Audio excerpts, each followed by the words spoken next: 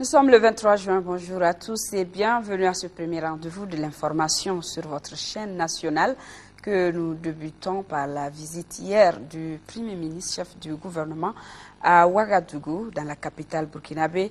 Le docteur Cheikh Modibo Diarra poursuit les concertations entamées en Algérie et en Mauritanie dans le cadre de la gestion de la crise dans le nord malien. C'est ainsi qu'il a rencontré le président du FASO, médiateur de la CEDEAO dans la crise malienne, Blaise Compaoré. Le reportage de nos envoyés spéciaux Harouna Diarra et Tissra Dambélé.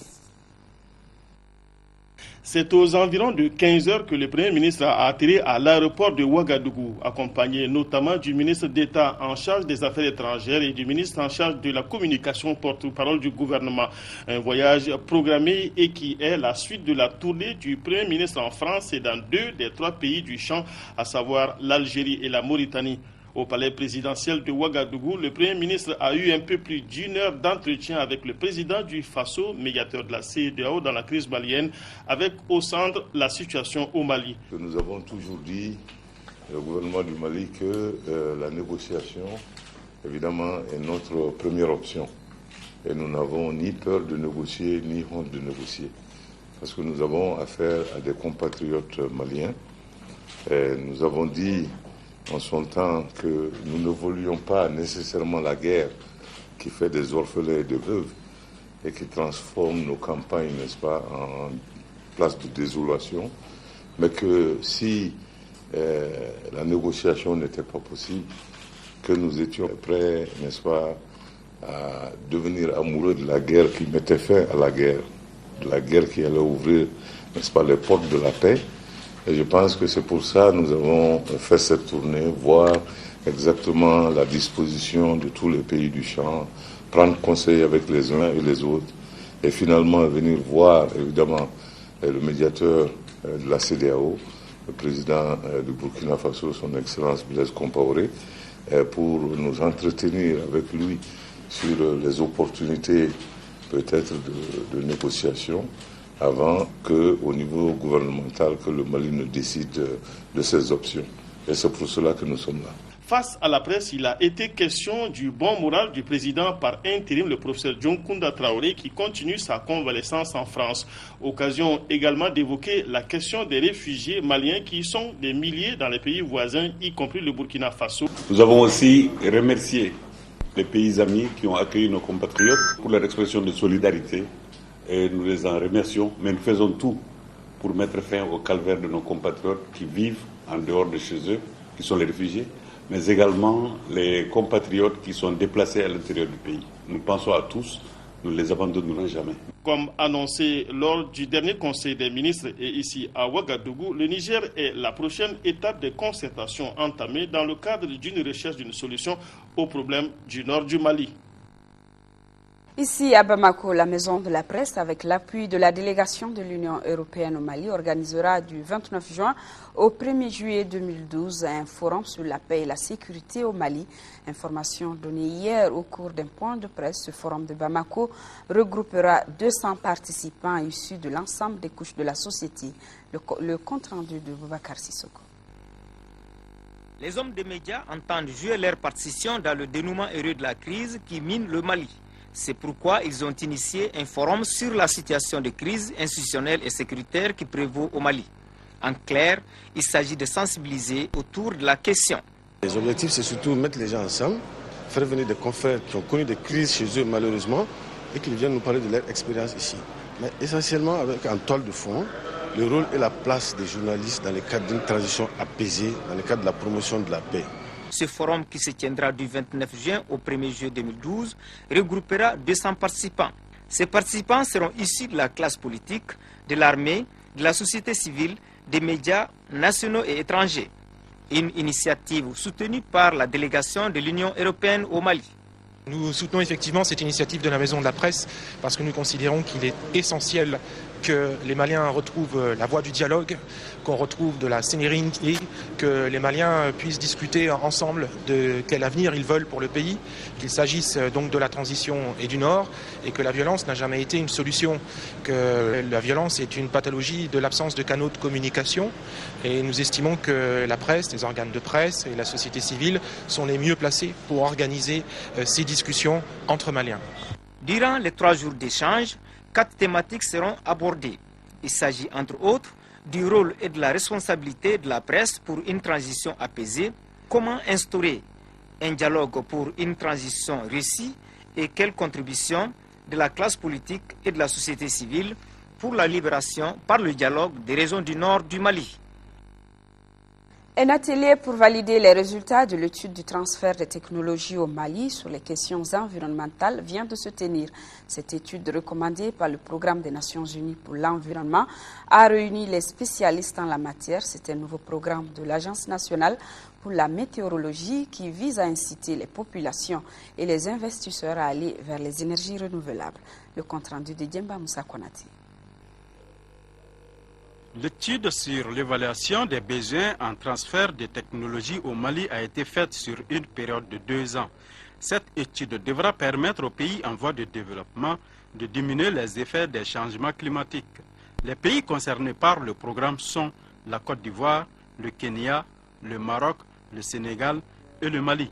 Pour lutter efficacement contre les changements climatiques, la Convention cadre des Nations Unies sur les changements climatiques a décidé de prendre des dispositions spécifiques en matière de transfert de technologies. Cette évaluation permettra d'identifier les technologies prioritaires en matière d'atténuation des émissions de gaz à effet de serre responsables du réchauffement climatique. Les experts proposent des mesures en vue d'amoindrir l'émission des gaz à effet de serre. L'hydroélectricité, là il y a moins d'émissions de gaz à effet de serre à ce niveau.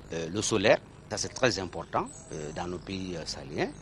Mais il y a également les foyers améliorés qui permettent de réduire l'utilisation des bois de chauffe. Du côté adaptation, il y a le reboisement.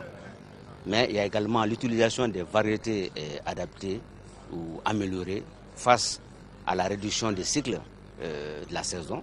Au Mali, les groupes cibles pour le transfert des technologies sont les populations des 8 régions et celles du district de Bamako. Actualité de nos régions, le site étang piscicole de Fathiana dans le cercle de Dioïla a reçu la visite d'une délégation conduite par le président du conseil régional de Koulikoro. Ce projet test des étangs piscicoles est financé à plus de 31 millions de francs CFA par le projet d'appui à la décentralisation dans la région de Koulikoro, PADK. De Koulikoro, le reportage de Seydou Traoré. Dans la commune rurale de Nangola, cercle de Dioïla, le site étang piscicole de Fathiana est situé en amont du fleuve Bani. C'est une superficie de 2 hectares qui est aménagée pour valoriser la reproduction, le pré-grossissement et le grossissement des poissons. À ce jour, l'aménagement de ce site a permis la réalisation de 11 étangs piscicoles, la construction d'un magasin, un bureau et un logement du gardien. Le montant alloué à ce projet financé par le projet d'appui à la décentralisation dans la région de Koulikoro, PADK, est de 31 837 230 francs CFA. Ce projet de pisciculture à Fathiana est à titre expérimental de la dotation pour le développement économique de la région de Koulikoro. Aujourd'hui, ce que je viens de voir sur le site des étangs piscicoles de Fathiana m'encourage. Sinon, la première fois, c'était une déception. Mais j'ai vu que les populations pour lesquelles nous sommes en train de réaliser quand nous avons tenu la réunion, alors nous nous sommes dit le langage de la vérité. Parce que ici, c'est alors un développement économique que nous voulons réaliser pour vous. Ce projet d'intérêt économique a connu un léger retard compte tenu des difficultés du moment que connaît le pays. Parmi les 11 étangs piscicoles, 8 permettront le grossissement avec un total de 8 736 alevins. Je dirais très bien que ces étangs seront les bienvenus dans la mesure où la production de poissons frais va augmenter. Ensuite, l'économie sera diversifiée et augmentée. La visite a permis à la délégation de s'entretenir avec les notables et les bénéficiaires du site, à savoir la coopérative Brodignoroma de Fathiana, qui a d'ailleurs réceptionné les équipements destinés au site piscicole. En 5e région, l'ONG internationale britannique WaterAid vole au secours des personnes déplacées du nord du Mali. Elle vient de leur apporter du matériel d'hygiène et d'assainissement d'une valeur de 2 millions de francs CFA. Cet appui de WaterAid se situe dans le cadre d'une initiative de l'ONG dont le montant global est de 7 millions de francs CFA. Le compte-rendu depuis Mopti de Moustapha Doumbia. Ce kit d'hygiène et d'assainissement d'une valeur de 2 millions de francs CFA est une contribution de l'ONG WaterAid à l'élan de solidarité en faveur des déplacés de la crise du Nord. Le don est constitué de brouettes, de savons, de poubelles et d'autres matériels d'hygiène et d'assainissement. Permettez-moi, en ces moments difficiles de l'histoire de notre pays, d'exprimer ma solidarité à tous les hommes et à toutes les femmes durement éprouvées par les tristes événements que connaît le Mali. Je demeure convaincu que c'est au seul prix de la paix, de l'unité, dans la diversité, que nous continuerons à renforcer nos actions de promotion du développement durable pour tous. Ces kits d'hygiène et d'assainissement constituent la première partie d'une initiative de WaterAid au profit des personnes déplacées du Nord. Initiative dont le coût global est de 7 millions de francs CFA. Un montant qui sera investi de façon séquentielle dans des actions comme la sensibilisation, l'analyse de la qualité de l'eau sur les sites des déplacés, entre autres. J'ai la certitude qu'elles ont compris votre élan de cœur, qu'elles ont compris l'essence de ce que vous faites dans le cadre du développement, mais aujourd'hui dans le cadre de l'humanitaire. Le président des déplacés sur le site de Sévaré a remercié WaterAid et tous les autres donateurs pour leurs efforts de solidarité. Rappelons que WaterAid est une ONG internationale britannique de développement qui intervient dans les domaines de l'eau potable, l'hygiène et l'assainissement. Actualité régionale toujours, les rapports 2007, 2008 et 2009 de l'initiative pour la transparence dans les industries extractives ICIE ont été présentés jeudi aux autorités régionales de Kayes. Il ressort de ces rapports que les écarts entre les montants versés par les sociétés minières et ceux déclarés par l'État vont d'1 à 4 milliards de francs CFA. Les détails depuis Kayes avec Idrissa Goulou Sissoko. Par cet exercice de dissémination, il s'agissait de présenter les flux des paiements effectués par les entreprises dans l'industrie extractive et les revenus perçus par l'État. Ainsi, l'initiative pour la transparence dans les industries extractives au Mali, ITUE, a produit 3 rapports au titre des années 2007, 2008 et 2009.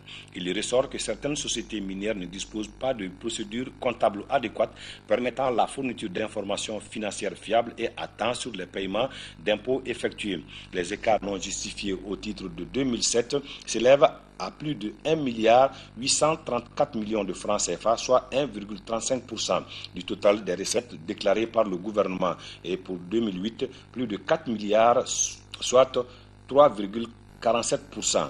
Et 2009, l'écart est de 4 milliards 368 millions de francs CFA, soit 2,48%. Ce qu'il faut préciser, 2007-2008 était seulement à 9 sociétés. Et des sociétés d'exploitation. 2009, nous avons élargi le champ à des sociétés de recherche pétrolière et des sous-traitants. Voilà un peu de grandes différences qui existent. Les autorités régionales souhaitent fortement la mise en place du comité régional ITUE. Les échanges ont permis aux participants de comprendre le fonctionnement de l'ITUE et de s'approprier les rapports présentés. Même exercice de transparence à Sikasso, les rapports 2007, 2008 et 2009 de l'initiative pour la transparence dans les industries extractives ont été dévoilés aux acteurs intervenant dans le domaine.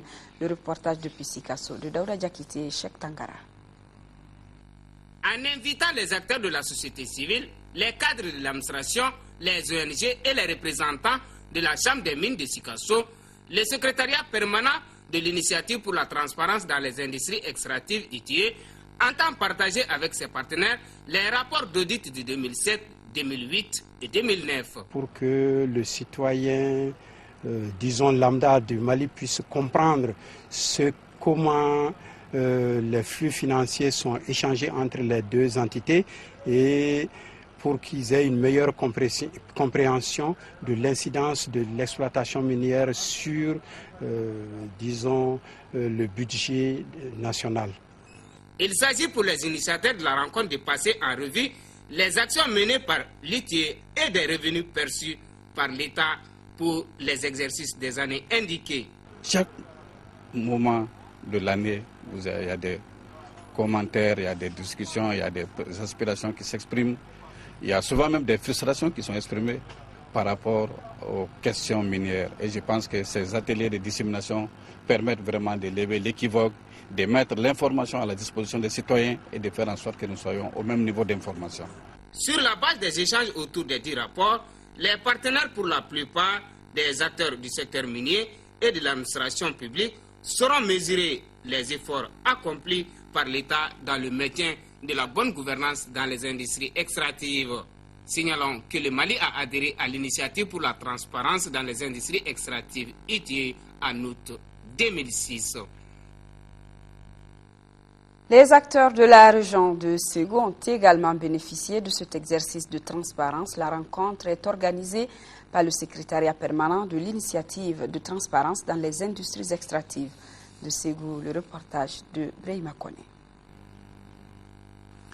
Il y a la transparence dans la gestion des ressources et des revenus miniers. C'est du moins ce qui ressort des rapports d'audit 2007, 2008 et 2009 de l'initiative de transparence dans les industries extractives, ITIE. À la faveur de cet atelier de dissémination de ces rapports organisé par l'ITIE, les cadres du secteur minier font le point des flux financiers. La dissémination de ces deux rapports 2007-2008 nous ont permis de comprendre toute la transparence qui est autour de ce programme.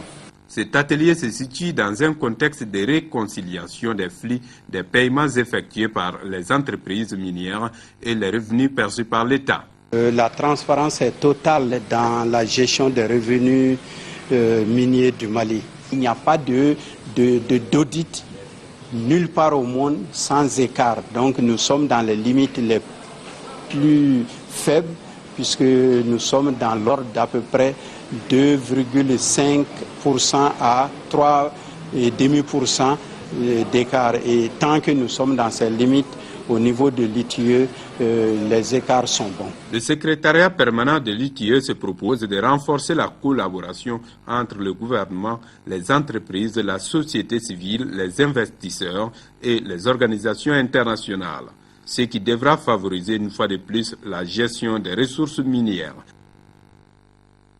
Nous sommes à Bamako où un phénomène naturel a réveillé hier matin les populations de Sébenikoro. En commune 4 du district, on a découvert sur une colline des racines de 2 arbres qui formaient la carte de l'Afrique et le nom du prophète Mohamed, paix et salut sur lui. La nouvelle a vite fait le tour du quartier et drainé une foule nombreuse sur les lieux. Nos reporters Brahima Koulibaly et Ibrahima Traoré sont allés voir. Du beau monde sur cette colline, ça ne se voit pas tous les jours. C'est un public curieux qui vient de découvrir un phénomène naturel produit par 2 arbres. Les racines du premier arbre ont formé la carte de l'Afrique. Celle du second semble plus impressionnante. Elles ont dessiné sur leur parcours des signes qui seraient identiques au nom du prophète Mohamed, paix et salut sur lui. Les racines que vous voyez donc sur les montagnes montrent bel et bien donc le nom du prophète Mohamed, paix et salut sur lui. Puisque les zéros que vous voyez, les ronds là, veut dire les mous en arabe. Et après, vous voyez cette flèche-là qui monte, qui descend un peu, et en façon zigzag, ça c'est les ha en arabe. Après les ha maintenant, on a une autre encore, donc les zéros encore au milieu, 3e rond, qui est les ma en arabe. Et après les ma encore, on a les 2 flèches là, en bas, en dernière position. Ça c'est les dou en arabe. Donc mou, ha, ma, dou.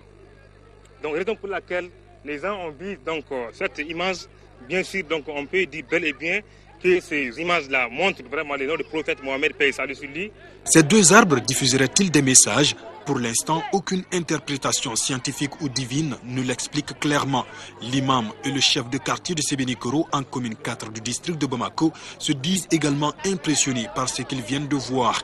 En attendant d'en savoir plus, les populations ont arraché toutes les feuilles. Regarde la hauteur. Combien d'enfants sont tombés ce matin devant vous-même? Alors ça représente un danger aussi. Donc si on pouvait sécuriser un peu, n'est-ce pas, le coin, alors ce serait une bonne chose. Sinon, si on se tait et qu'on les laisse faire comme ça, bon, un jour vraiment, ce serait regrettable. Depuis ce vendredi, la colline de Sébenikoro fait donc partie des lieux les plus visités de la capitale malienne. Sur place, l'étonnement reste encore très grand. Voilà, sur ce s'achève cette édition. Nyanya Alou Traoré vous présente la prochaine. C'est à 20h. Soyons de cœur et d'action avec nos compatriotes du Nord vivant.